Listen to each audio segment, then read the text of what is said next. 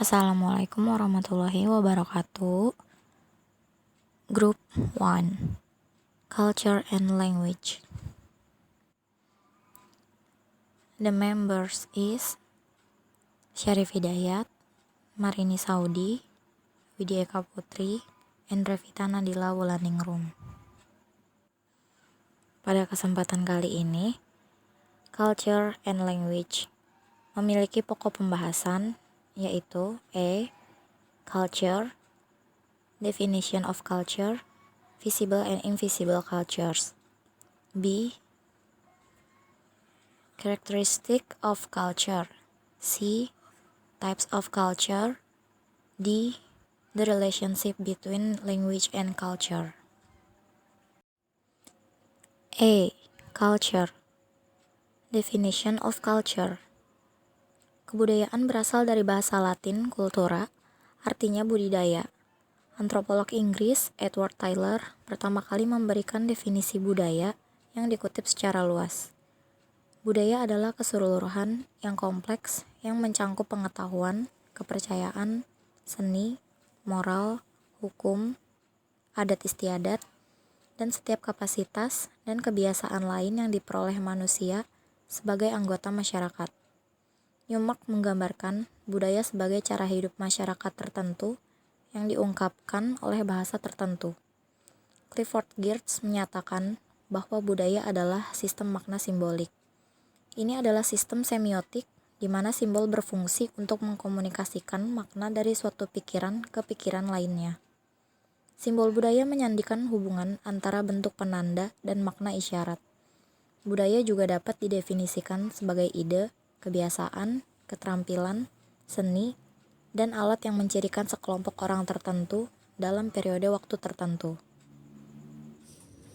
Selanjutnya, rancangan hidup yang memberi makna pada cara dan bentuk perilaku yang dianggap normal dan dapat diterima dalam kelompok komunal tertentu dikenal sebagai budaya, kata Sarifian dan Palmer pada tahun 2007. Pengetahuan, kepercayaan, seni, moral, hukum, konvensi, dan keterampilan serta rutinitas lainnya yang dikembangkan manusia sebagai anggota masyarakat semuanya termasuk dalam budaya sebagai totalitas yang kompleks.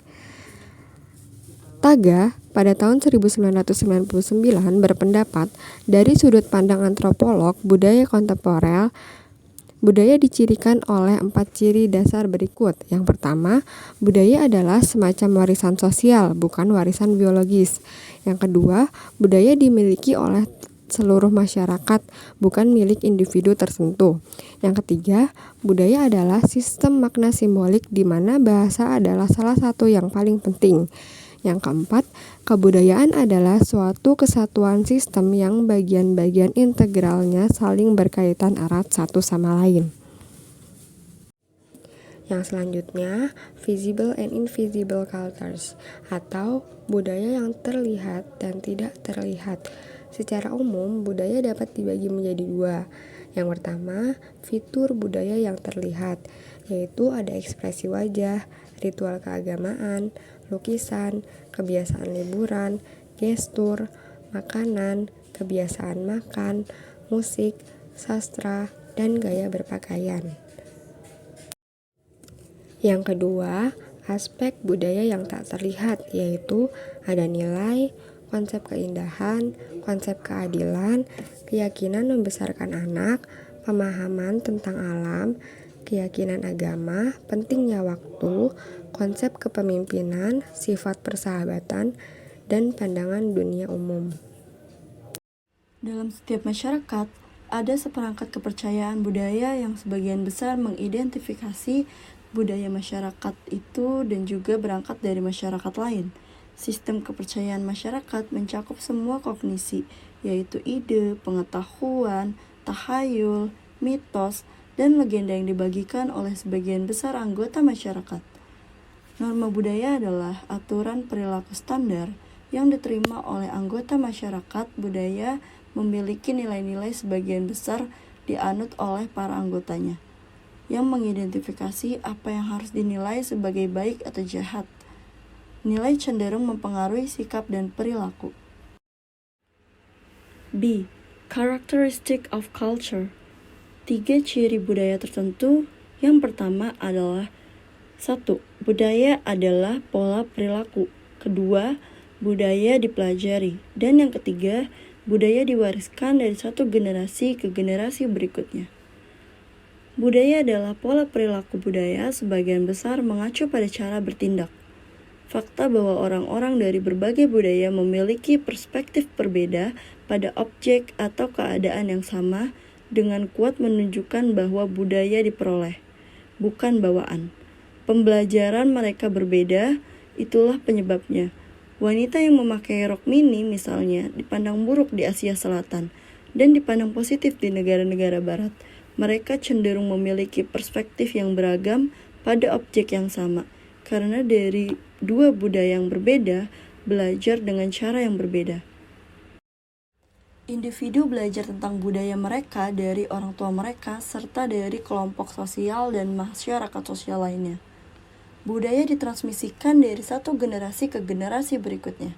Kita memiliki budaya kita dalam hal nilai, ide, sikap, simbol, artefak, atau lainnya.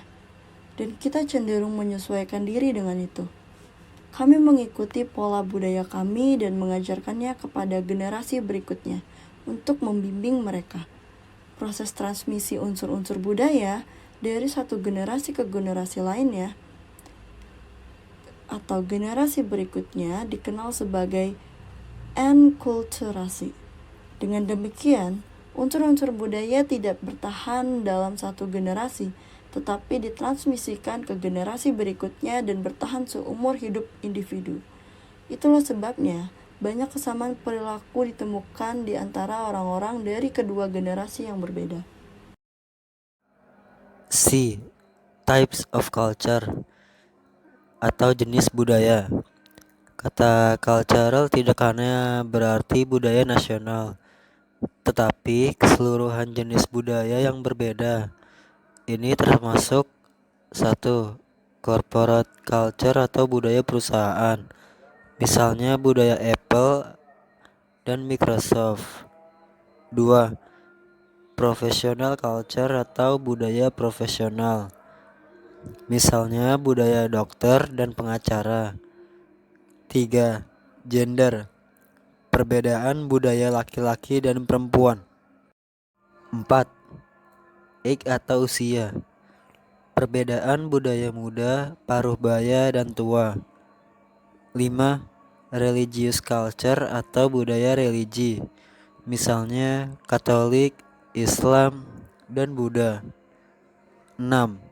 Regional culture atau kebudayaan daerah. Misalnya Barat dan Timur. 7. Class culture atau budaya kelas. Misalnya kelas pekerja, kelas menengah, dan kelas atas. D. The relationship between language and culture atau hubungan antara bahasa dan budaya. Jelas bahwa bahasa memainkan peran penting dalam perkembangan, menguraikan, dan mentransmisikan budaya dan bahasa, memungkinkan kita menyimpan makna dan pengalaman untuk memfasilitasi komunikasi. Begitu pentingnya fungsi bahasa dalam komunikasi, bahkan dilebih-lebihkan oleh sebagian ulama. Yang paling terkenal adalah hipotesis tentang hubungan antara bahasa dan budaya oleh Nida dan Taber dianggap sebagai miskonsepsi yang merupakan kesulitan serius untuk pemahaman lintas budaya.